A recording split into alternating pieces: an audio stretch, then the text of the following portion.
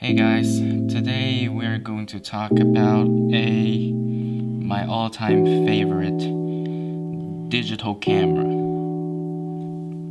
You see, this is the digital camera, which is the Epson RD1. This is the first ever digital rangefinder camera that ever exists on this planet. You know, it's earlier than the M8, it's earlier than Leica. This one, and it's a company that really thinks out of the box. You know, Epson, a printer company, they decided to produce a camera, a rangefinder camera like this, that they borrowed. They don't have all the technologies and the design, so they borrowed a Voigtlander body, and then they built on top, essentially just crammed a digital sensor inside of a Voigtlander Bassa body.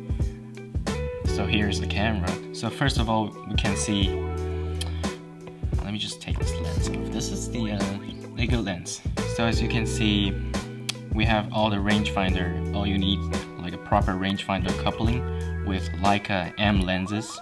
That's a Leica M mount camera. And then the saddest thing about this camera is it's a APS CH-ish sensor, so it's not a full frame sensor. This is RD1. There's a couple of versions like after this. There's a S or a, that's just some incremental improvements of the camera. I have the first version. There's a couple of really innovative hybrid thing that the Fuji these days or Leica these days is trying to do, but they did it like 100 times better than what they have done today. You know, first thing is this is without a back screen, so it's totally, when you don't see it, when you see it like this, it's a film camera for sure, right? Yeah. You can see the rewind crank and then the rangefinder style, and then, but it's a digital camera, which they will give you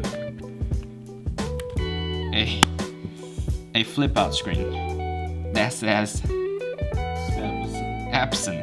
When you do this, you say, oh, this is a portable freaking printer, right? But no, it's a camera. So they give you a flip out screen that when you don't need it, like the Leica MDs, you can take it out of the way and it doesn't obstruct you or something. And then there's a really handy gauge right here to tell you.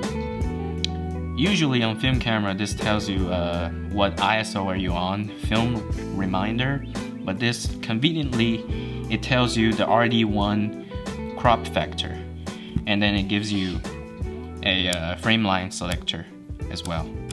It's already converted, and it says Epson rangefinder digital camera. So that's the first thing about the screen.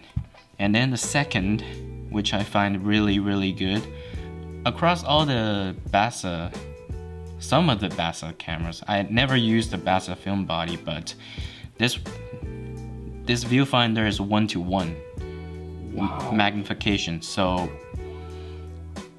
you can basically focus with both eye open, so it gives you a really comfortable view. And then the third thing is, I think the most interesting thing about this camera, it is this thing.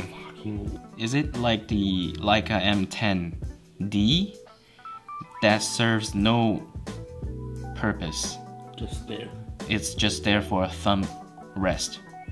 This can be a thumb rest, but it actually serves a purpose, which I can show you right now.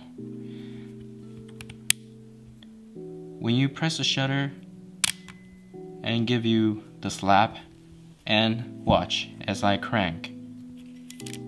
Wow. You see that? It actually cranks the shutter like the film camera. I think this is the most genius way to, I mean, you own a rangefinder camera, you wouldn't be shooting continuous, right? Yeah. And when you shoot film, you want it really fast, you just crank, shoot, crank, shoot, crank, shoot. This gives you that. The only thing is just, it doesn't work when you forget to wind. And the other thing is it saves power. Yeah. It saves a lot of power for cranking the shutter. It's a good mechanical crank shutter. You can hear it. I can just put it close to the mic. Hear that? Wow. And then just show you the sensor. It's a true digital camera. Not big, it's small. You can see? APS-C. That is crazy when you see a camera like this that should have a digital sensor inside. And also, one really genius stuff is the gauge. A good old mechanical gauge on top of it's a watch style gauge, which the Basa camera don't exist. Like this is just a design that Epson like decided to do. You know, the outside ring shows you the exposure left. Oh, it does use a SD card. 2 GB? Yeah, for 5 megapixel. I think that's plenty. That's good. Enough. It shows you how many shots left. And then this side shows you white balance. When you turn it on, you can see all the gauges started to work. White balance, and then this one is, it can shoot RAW too. RAW, high quality and normal style photo. And at the end it shows you the battery life. It's a fuel gauge, empty and full. So that's the most, I think the most genius thing to do. Here's a slider that lets you to change the settings really quick. This one is for quality, this one's for white balance. So you flip it on this, and then you see here is a film rewind knob on the film camera, but this is actually act like as a selector. So when you flip it on this and you switch it, you can see it switches the quality of the picture.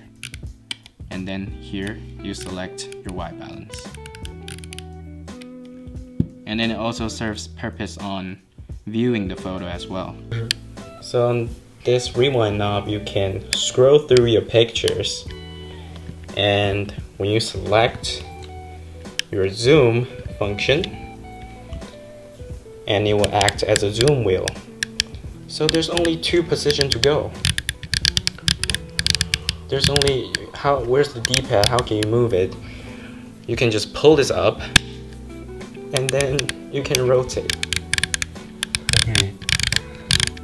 Isn't it really freaking cool? Yeah, it's weird. But it serves a purpose, right? Everything serves a purpose as a film body, right? It's really old. So back to normal. Scanner company. Yeah, like it's still alive. You can still use their scanners to scan your film, you know? That's the company that most connected to film, I think. Yeah. Instead of a Leica, I hope someone can remake this. Like if Contax... Yashica, you mean? No, if Contax Yashica come back with a digital rangefinder, I think this will be the base for it. Yeah. You know, strongly recommend this camera. Give it a try. It's about $2,000 online. You can get it like a full set without the lens though. This camera, for me, is just the best implication of crossover between film and digital, and then compared to other companies like Fuji, Leica even. I love Leica, but how can they not make this camera?